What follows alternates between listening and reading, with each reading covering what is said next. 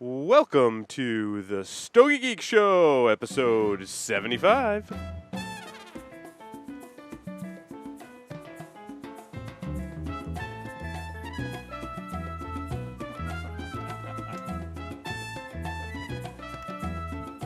chance.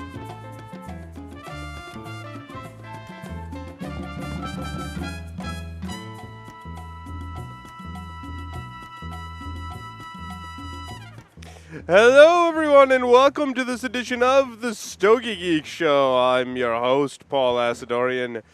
Very, very excited to be here tonight. We've got a very special episode, as always, here on the Stogie Geek Show. We've got all of the regular cast and crew, some of which are here live with me in the studio. Sitting across from me is none other than the one and the only Stogie Santa. Good evening, everybody. To my right, Mr. Mark Jr.'s in the house, rocking his old school Raiders jersey. Bo Jackson. Nice. Bo Jackson. Nice. And on the lines via Skype, we've got Mr. Will Cooper. Evening, everybody. Welcome, Will, to the show. And tonight, we are, in fact, smoking the Tatuaje Monster Series, the Jason. And one of our friends decided to come on the show and tell us a little bit about it. I think he knows a little about this cigar. With us tonight is Pete Johnson from Tatuaje Cigars. Welcome, Pete, to the Stogie Geek Show. Thanks, Paul. Thanks, Coop. Good to see you. Actually, yeah, you're smoking the Jason. I don't have one to smoke right now. I actually have something to do after this interview, so keeping my palate a little clean for the night. The Jason, or what we call the JV13, is actually a big double Corona, 7.5 by 52, so a fat traditional double Corona, and it's wrapped in Connecticut broadleaf. Very nice, very nice. Now, Pete, I'm just gonna get right into it, and I'm just gonna ask the questions that I've wanted to ask you for a long time. Sure. I've heard that speaking of the Halloween releases, that you'll only be doing 13 Halloween releases. Is that true? Yeah, if I can make it to 13. Yeah. So there's some logistics surrounding the Halloween release. Is that right? Well, it's either trying to figure out 13 different monsters or trying to avoid someone killing me in the next 6 years. Yeah. So how far are you planning which monsters, or are they just do they change, or are they set in stone?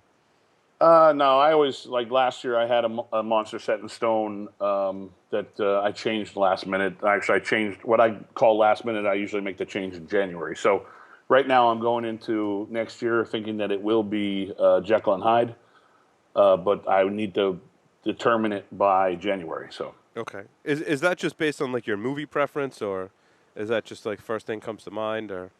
Yeah, I kind of want to do something different next year, but I kind of have a rule to go old school next year. Mm-hmm. So I have a 2 old, 1 new, 2 old, 1 new, and next year is back to old. I got you. So I had to get that question out of the way. It's been on my mind for a while. So how did you get into the cigar industry and start blending cigars, and then eventually connect with Don Pepin and the Garcia family? Actually, 20 years ago, I was offered a part-time job in a cigar store that's no longer in, well, it's actually no longer there. It used to be called Gus's Smoke Shop in Studio City. And my first job was actually to mix pipe tobacco for the custom blends that the store had for their clients. Until then, I'd never really done anything other than smoke a lot of pipes and smoke a lot of cigars, but I got offered a job. Now wait, did you come up with like a Monster Series pipe blend back then, or? No. Okay. Although we used to play with a lot of different tobaccos to come up with our own custom blends too. We had one blend actually that we're using Cuban tobacco with that it was like Cuban cigarette tobacco that just did not work. No matter how much we tried to tone it down, we would get down to like 5% of the Cuban cigarette tobacco, and it would just burn hot. So we just kind of scrapped the whole project. Mm-hmm. No, but that's how it all started 20 years ago. And quickly I became like a guy behind the counter and a guy in the humidor constantly. And then fast forward 10 years, I had already tried to make a cigar in the mid-'90s, but no one that I met could actually make me something that I really really enjoyed. They most of the time wanted to put basically my band on one of their cigars that they already produced. So I decided to wait, and I stumbled upon a guy by the name of Jose Garcia. Back Like then, stumbled on him, like you like literally bumped into him one day, or no, it was kind of strange. A friend of mine in the business, an old sales rep by the name of Ben Gehrman, he used to work for Viazon, who did Punch and Hoyo back in the day. He called me. He was working for a small company, and he called me. He said, "Do you still want to make a cigar?" And I said, "Yeah, but I haven't found anything that I like." And he goes, "Well, I got a guy that might be able to make you a good cigar." And they came out to California, and he introduced me to a guy by the name of Jose Garcia, nicknamed Pepin, who I had no clue actually who it was. That was obviously 10 years ago. It was about a year after Pepin left Cuba, so very early on into his U.S. career. And in like a couple hours, we put together a blend that I was really thrilled with. So that's how Tatuaje started. so. Pete, one for me, and this is completely self-serving because the Noea and the Noea Reservas are some of my most favorite cigars that you make. And in Cool. 2006, you came out with the first Noea Reserva release, which I think many of us herald as one of the finest, certainly of that blend. Maybe of all the cigars you make, I'm not sure how everyone else feels, but certainly That's a good near and call. dear to our Yeah, hearts. very I mean, much so. did you know right away that you had something special there? You know, it was purely by mistake. Honestly, the Garcias called me, and I had always needed inventory. Even in 2006, I was running behind on a lot of inventory, and Yanni Garcia called me and said that they had wrappers for Noeas and I needed Noeas at the time, but they said they were way too dark for Noeas. So normal Noea would be like a Rosado Oscuro color, and this was like a Maduro color.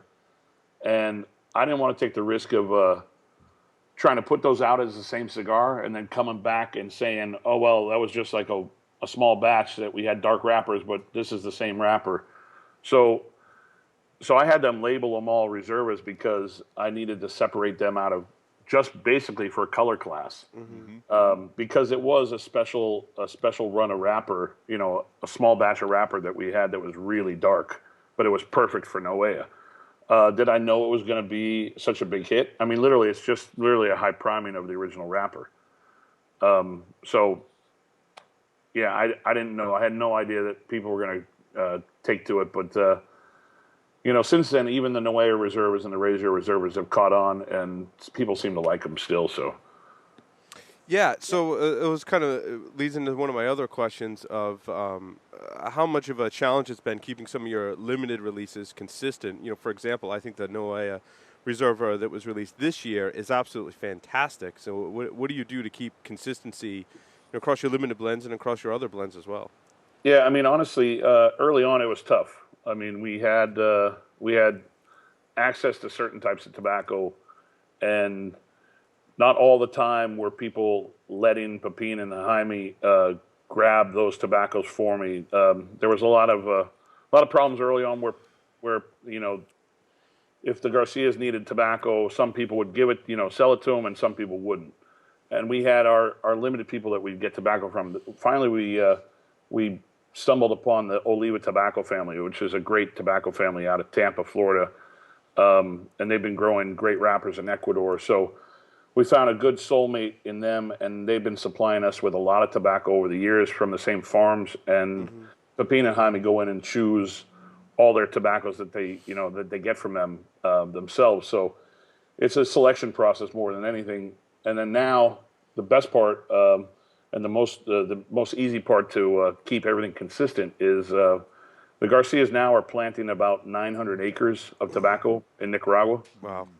And so I'm actually thrilled because nowadays with the relationships that we have with Oliva Tobacco, the relationship we have with the grower in Connecticut, where we get all of our Connecticut broadleaf from, and we have for the last 4 years or so, and then the amount of tobacco that the Garcias produce themselves, we don't really need to worry about consistencies because we can actually designate blends per farm, designate blends per plot, designate blends per priming. So it's a lot safer right now, that's for sure. Even with weather conditions that might affect the crop from year to year. Yeah, from year to year, you're going to get slight variances because, but that's when you start mixing up primings. If you have a heavy rainy season one year, maybe you have to go a little higher in the priming to get that same flavor out of the same farm. But yeah, it's pretty consistent. I've been really happy with the tobacco and obviously with the cigars. So Yeah. Now, along those lines, we've smoked a lot of the Selección de Cazadores. We tend to kind of, I think, unintelligently call it the Miami Brown label, which it doesn't sound as nice as Selección de Cazador, right? everybody says that actually. Yeah. So this year, you came out with the 10th anniversary of this blend, and what we've read is that it's the same exact tobaccos, and that the only thing that's different is that it's wet packed. And we swear that there's different tobacco in here. So I got to know, is the 10th anniversary contain different tobacco than the regular line? No, it's the same tobacco. It's the same exact tobacco. After 10 years of doing the same blend, it'd be silly for me to try to fix something I don't think is broken. It caused a little bit of a problem in the factory because the factory had to relearn how to roll all those cigars for me because they're covering all the feet for me instead of cutting the feet. Yep. So when you're actually rolling a cigar that gets the foot cut, you actually roll the wrapper on and then you cut the foot. Well, in this case, you actually have to cut the foot and then roll the wrapper on top of it to give you that uncut or that covered foot look. So it's a little bit of a twist and turn on the way they produce them, especially with the rollers down in Miami. They're so used to rolling these cigars for 10 years that they weren't thrilled when I said, hey, by the way, I want you to do this for the year. I call it changing the Coke can for the year. So then, what exactly does wet packing do to a cigar that changes it? Because I feel like these ones are smoking and they're tasting much older than fresh ones have tasted in the past to me. Really? No, actually, wet packing. What we're doing is we're throwing them in foil bundles a little sooner than we would normally throw the cigars into wax paper. So what wet packing will do is actually hold that moisture content in that bundle of cigars, and actually you'll get a sense of a little bit of a stronger burst out of it. Yeah, I mean, it's surprising that you actually think that they taste a little older because it's the complete opposite. You'll get a little bit excess moisture in the cigar, and it will give you a little extra burst of strength. Interesting. Yeah, well, I guess maybe that's accurate. Maybe it was just different. Maybe it wasn't that it was older.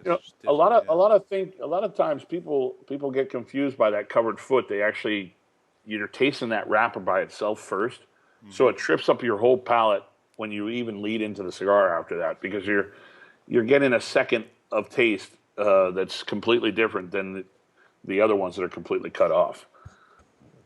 Yeah, nothing bothers me more when they cut the foot off.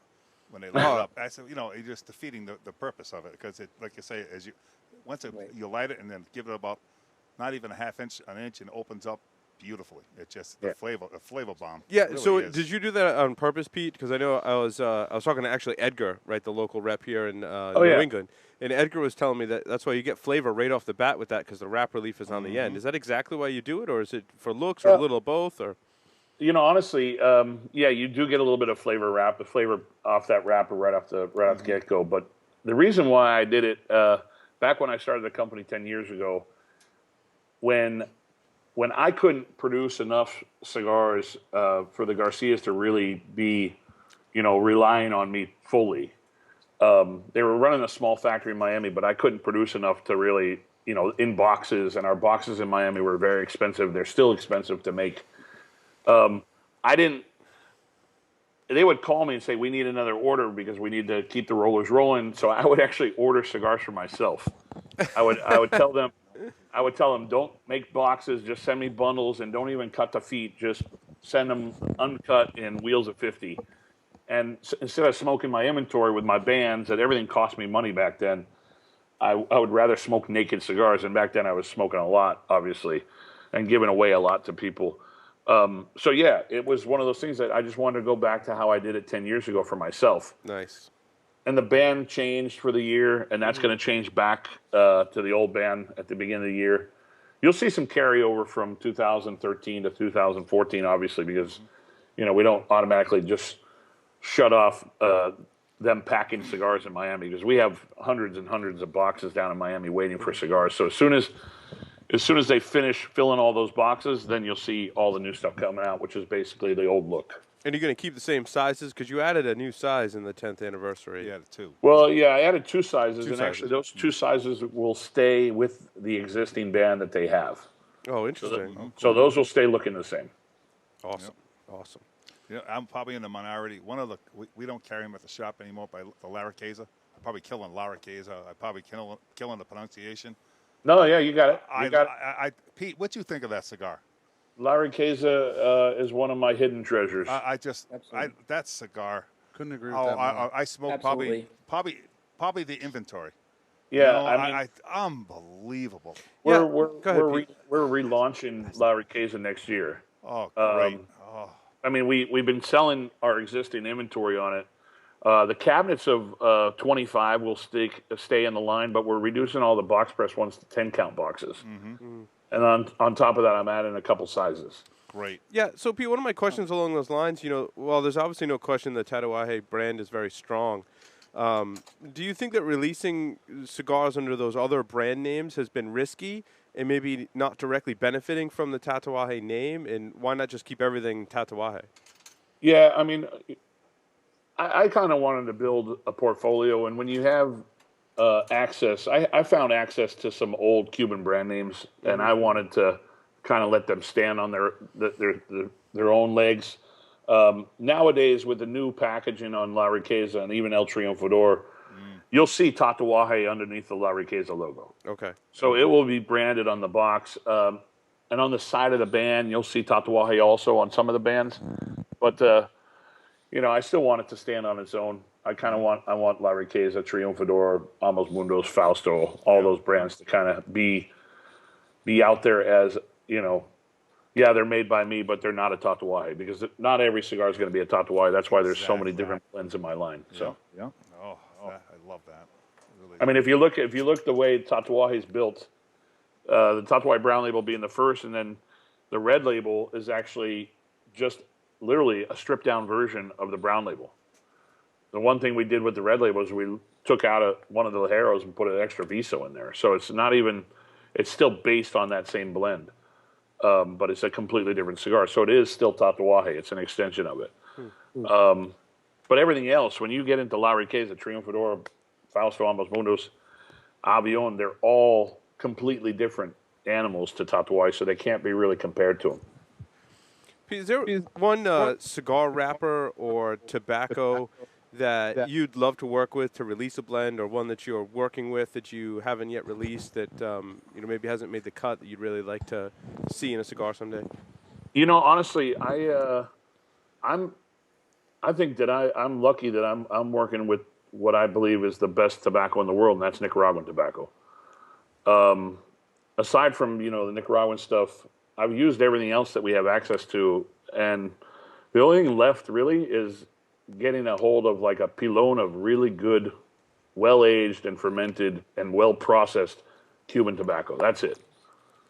Because I used all my other fantasy tobaccos, Pele de Oro, Senti Spiritus, obviously Connecticut Broadleaf I use a lot because I love it, but everything else, I don't know. I'm not a big fan of certain other tobaccos in other countries, so I have access to them all, but I just choose not to gravitate. Well, I hear that from a lot of people, right? They're like, well, if we're ever able to get Cuban tobacco and blend that with some Nicaraguan tobacco, maybe we'd have a winner. Have you ever taken apart a Cuban cigar and seen how that worked out for you, or is that just sheer speculation by everyone? No. I used to do it a lot when I was younger. I have a lot of Cuban tobacco. I mean, Cuban cigars around here that I could easily pull apart. But when I was younger, I used to rewrap Cuban cigars with Connecticut broadleaf wrappers, and I thought they were the best things in the world. Yeah, I know. It's funny because when I used to work for the Grand Havana Room, I used to get broadleaf, hands of broadleaf from the J.C. Newman family. And it was basically for display in the bar at the Grand Havana Room. But I was like, okay, I got a lot of extra leaves laying around. I have some old Cuban cigars that are kind of dead. Why don't I go reinvigorate them with this wrapper? So I'd do it. Yeah, I mean, I believe, honestly, I don't know, just from the history of what I know about Cuban cigars and what I know about Nicaraguan tobacco and a few other things, that I believe that there could still be some greatness if done right out of Cuba. How do you think this year has compared to other years? This year we saw the 10th anniversary. We saw the Black Label jar release. We saw the Jason, Nueva Reserva. The Cojite. The Cojite. I don't know if that's how it's pronounced. But, it seems to me, Pete, that like you've had this like banner year. Do you compare that to other years? And do you ever, like what do you got coming next year? Are you worried about living up to this year? Because there's been some really spectacular releases. Yeah, honestly, I kind of got shorted on the black Corona Gorda because the jar wasn't ready. Mm-hmm. So those will actually be carried over until next year because the jars are actually going to be in Nicaragua sometime in January or February, and I'll have them shipped in March, hopefully. You better hurry up with that because my bundle's starting to get. I'm starting to get through my bundle. my bundle's not so much a bundle anymore, Yeah, I mean, we actually shipped a whopping 530 bundles. Because there were some retailers at the shows like, I don't care about the stupid jar, just go ahead and ship me the bundles. So, and we didn't want too many on the street only because of the risk of breakage during shipping. It's always something you want to worry about. But yeah, honestly, the Cohetes, that was something Mark from Tower Cigars in Sacramento, he wanted some for his clients. So I made him a small batch of them, the WCD 120s or whatever we call them now. I think they're just called WCDs. Those are made for Curtis Draper, and we did a very small run of those. It's basically now they're house cigars. Mm-hmm. My 10-year anniversary was really to kind of concentrate on my own stuff. Of course, it would be in the Black Label, the Monsters, the 10-year two sizes. And that's the reason why the TA this year kind of stays along the theme of my 10-year anniversaries. But next year I have a lot going on. I mean, I always say that, I could easily roll out everything tomorrow and blow the whole thing in one year, but I got to keep some things hidden for future years. And right now, it seems like I come out with a lot, but honestly, it's just a lot of times they're extensions of something I already do. So next year is going to be interesting, though.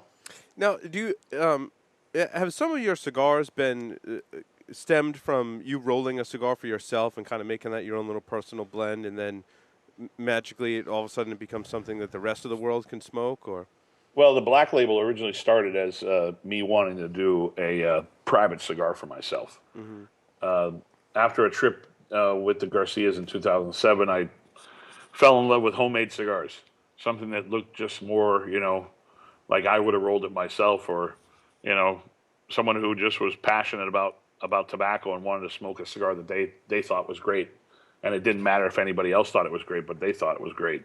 And that's how the Black Label came about. I think it's an ugly cigar, and everybody looks at it and is like, okay, this can't be anything real fancy, but it's got something special going on in it. Oh, no doubt. Does any of your personal blends remain personal blends, or do they reach the market?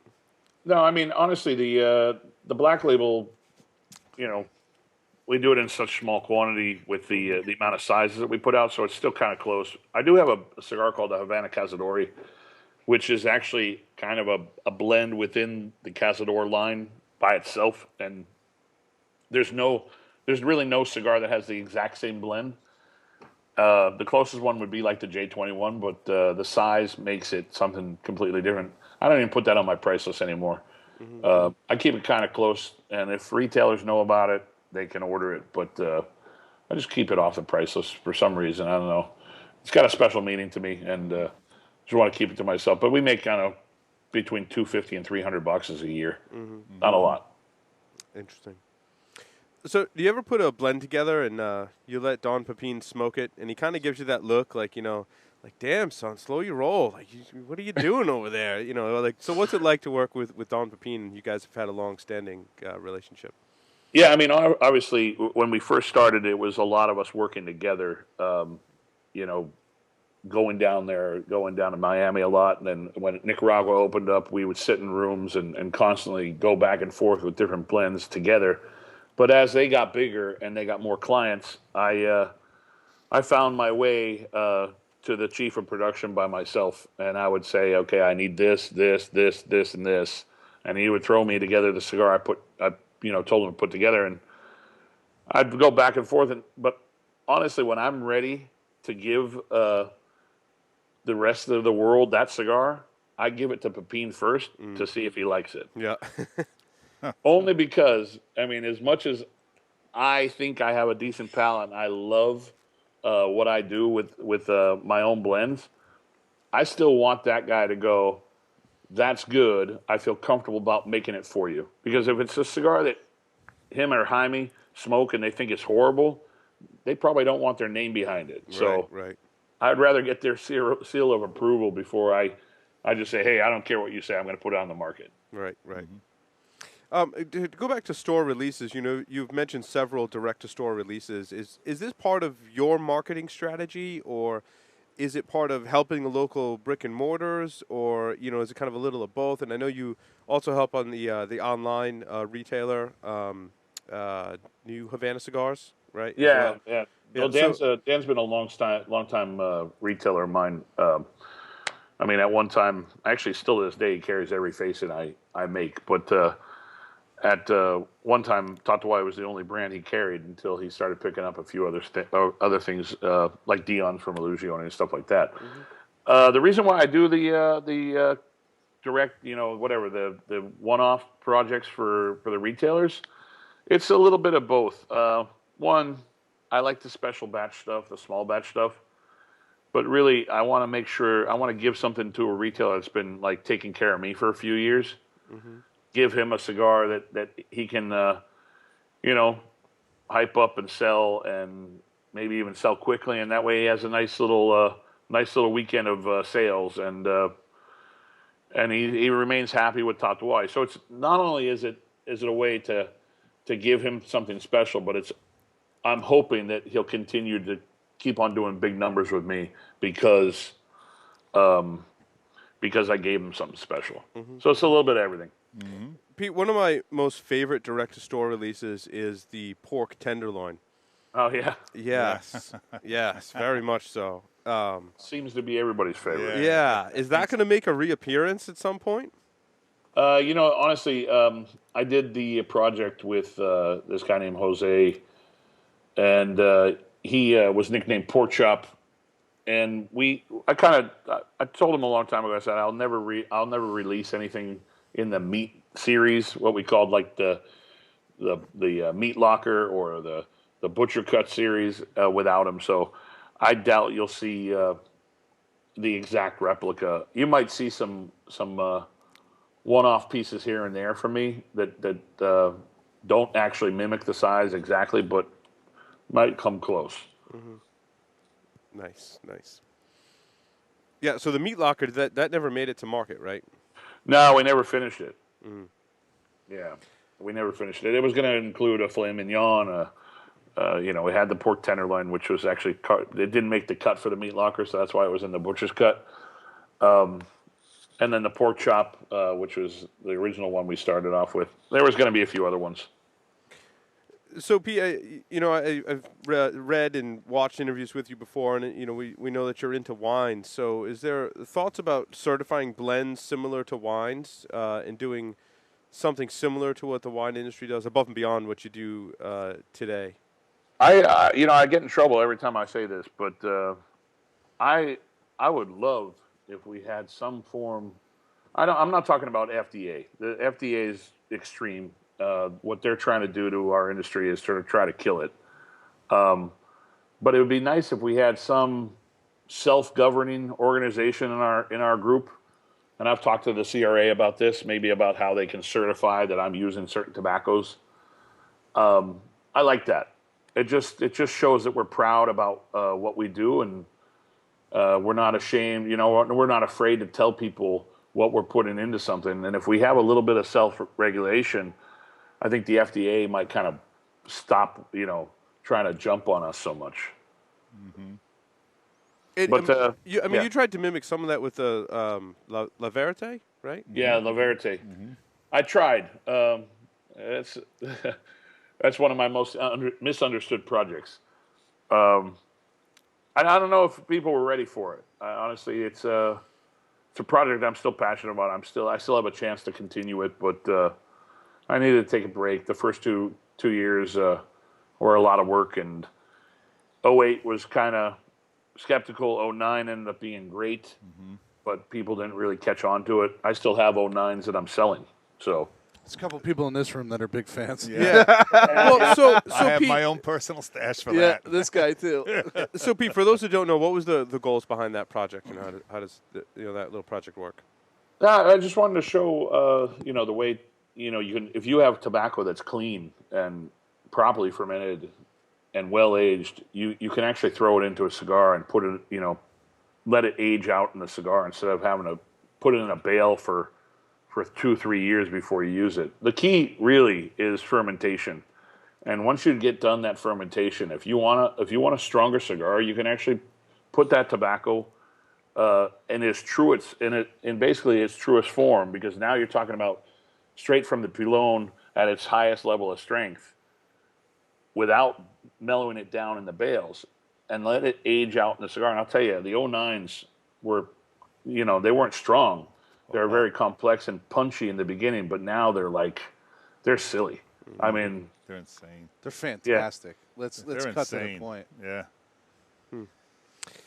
I'm gonna turn some questions over to Will and Peter. I never know what Will's gonna ask, but I know he's probably itching to ask you some of the questions. So all good, Will. Awesome. So thanks, Pete. Hey, we were talking about sort of releases now. One of my favorites was the Little Boris, and I know that was originally a one-time release, but I remember shortly after that batch was sold out, there was a survey from Corona Cigar, and they were asking if folks would want another one. And whatever happened with that?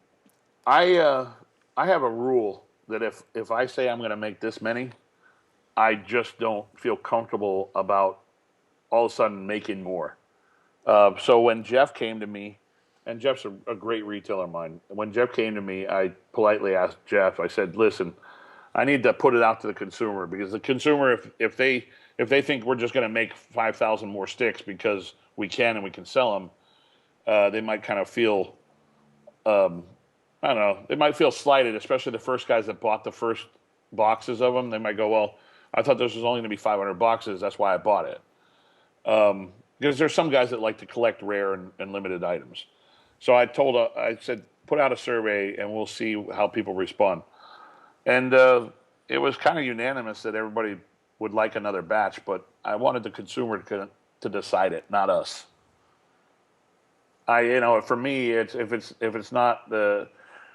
I don't have the consumers helping me run my company with respect and integrity, I would rather not do it. So I prefer to have them part of the decision process. So based on that, I mean, is that something we'll see? Because they wanted another batch. Maybe, if there is another batch, it will be labeled slightly different. That way, it's now technically a new cigar in a sense, but it will still be the same blend. So, well, maybe it's a big maybe. I would have to say it won't be this coming year though. And in terms of we're talking about the little cigars and the little monsters. I'd heard you mention about little fat monsters. Is that something still on the docket for 2014? If everything goes right, you'll be seeing, I think we're calling them something like that, Fat Little Monsters, summertime, sometime around June or July. And those are, from what I understand, they're shorter in length, but the same ring gauge as the originals? No, same ring gauge as the originals, but same length as the littles. Okay. So that's why Fat Little Monsters. Okay. Yeah, I think that's what I meant to say. Yeah. Have some bourbons. Right. So they're not. No, they're not fat now. They're weight challenged. Yeah, weight challenge. We got to be politically correct. The name is actually something else, so I'm not calling them fat. But okay. I didn't want to release the name yet because there's a lot of biters out there that might try to. No, I hear you. Yeah. We understand. Yeah. Would you say that 2014 is going to be more of a? I mean, I'm going back to 2011. You seem to put a lot of emphasis on extending or creating some new core lines. Is 2014 going to be more of a? You're going to create some new core lines. Is going to be more extensions, like you talked about with La Riqueza, or you think it's going to be more limited? More extensions. I mean, I'm going to have my limiteds. I have a few projects already scheduled for next year. Probably once a quarter. One of them is going to be for Vartan Safarian down in Ambassador Fine Cigars in Scottsdale, Arizona. He's getting a project. Paul from Silo Cigars down in Knoxville is going to get a small batch project, kind of like a redux, but a longer version of the original one that they did for Silo Cigars, or that I did for Silo, or not Silo, but Leaf and Ale back then. We did a Maravilla, but we're doing a Grand Maravilla. But honestly, the majority of what I'm doing this year is kind of showing off all my brands that I have in different ways, whether it be line extensions of a few. Like La Riqueza and Triunfador are getting new sizes, along with continuing with the other ones. I'm doing a Lancero sampler that's going to include all the Lanceros from every brand, which should be kind of fun. Will there be any new Lanceros in there that have never been released in that size before? Yeah, La Riqueza, Cabai Juan Guapo, a Red Label. Almost Munos, I'm not going to bother because that's two different wrappers that I use, so it's too much to work on. But a Fausto, if the blend can be done correctly. Mm-hmm. I was worried in the beginning about the way Fausto bunches because of the amount of high priming tobacco in it, but since we did that 43 ring gauge for Diana over at Updown called the 1050, the Fausto 1050, it actually worked out great. So we'll test it out. If it works, it works. If not, it won't. Is that Updown in Chicago? Yeah, Updown in Chicago. I've actually been there. Great store. Yeah, it is. In terms of, and one more, I guess, future question. Was the Avion 13s the last of the Avions, or are there more plans for more Avions? No, it's going to be the last for a while. If I do any additions to Avion, it will be like 11 or 12 Reservas, but not. From now, it's just I'm done with them. The funny thing is, when I printed all that paper over in Holland, I ended up printing it up for 3 years worth of printing because of brands, because I didn't have any ideas about going farther than three sizes, because I had to order I think it was like 500,000 bands just to make it worth my time and money, because it's really expensive to print over there. So. Yeah, so I don't see right now. I don't see an extension for it, but you never know. So when your older brother Casey came to you and said, "I want to start blending cigars," did you say, "Yeah, I'll help you, but you gotta let me put you in a headlock"?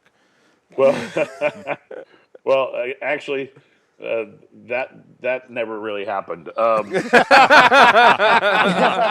No, see, Casey said he used to put you in headlocks when you were growing up. Yeah, so I wanted to ask you. I want you. Now it's your turn. No. I mean, honestly, the way it all kind of started with Atelier was I was down in Nicaragua with a group of guys, and I decided to take Casper and my brother and Dan from New Havana.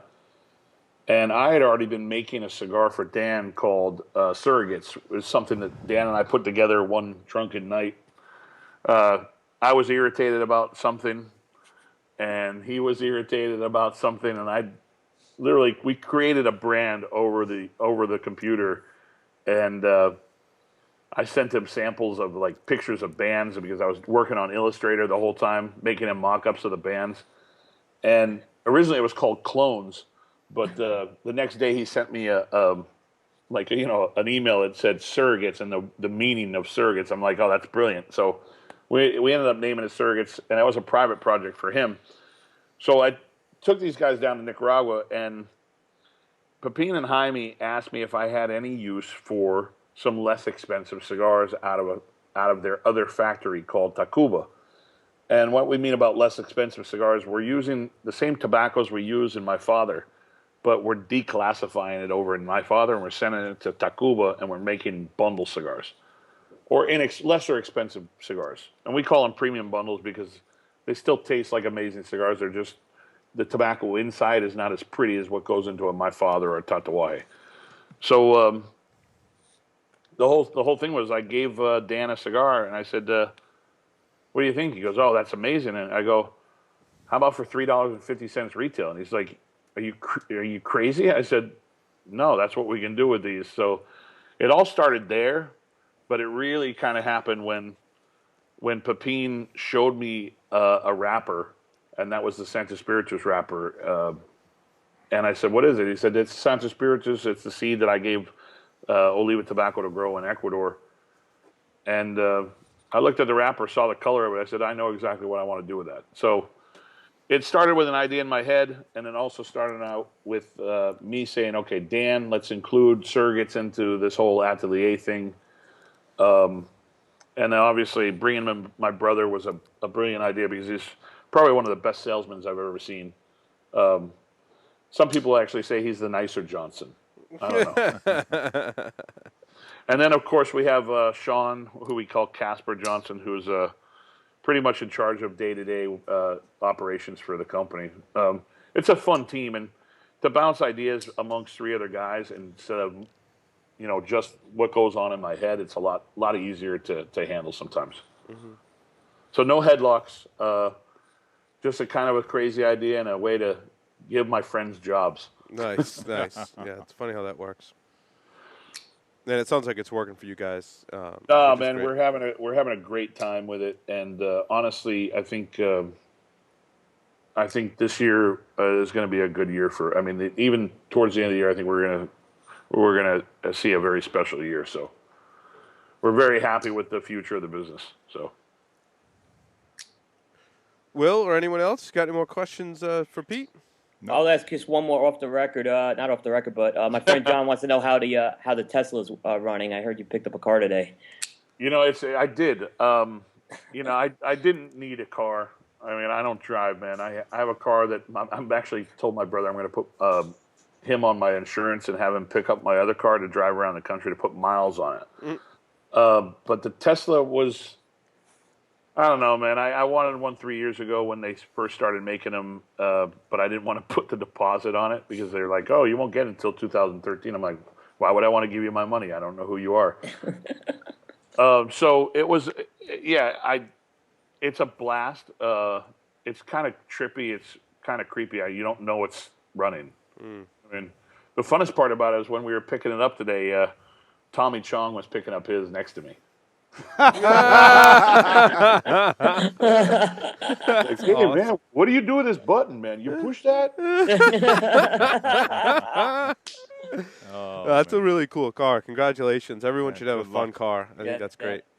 Yeah, well, that's going to be my only car. So there you go. Well, if your only car is a fun car, you're doing pretty good, Pete.